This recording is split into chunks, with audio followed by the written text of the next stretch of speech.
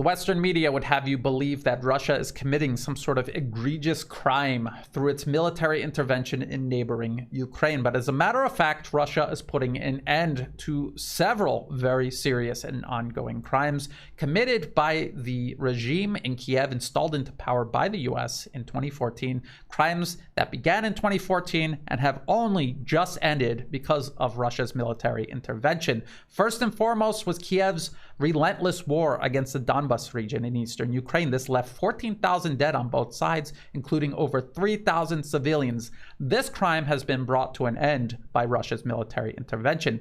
There's another crime you might not have heard about because the West deliberately covered it up. It was the Ukrainian government deliberately cutting the Crimean Peninsula off from its source of fresh drinking water. 85 to 90% of Crimea's water came to it through the North Crimean Canal. This was dammed by the regime in Kiev since 2014, and it has since denied the 2.4 million inhabitants of the Crimean Peninsula fresh, safe drinking water, as well as water for agriculture.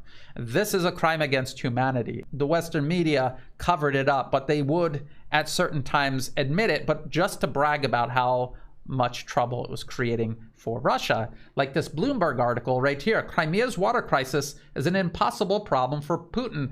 Well, I guess not, because this is the Russian military blowing that dam up and once again allowing fresh water to flow to the 2.4 million inhabitants of the Crimean Peninsula.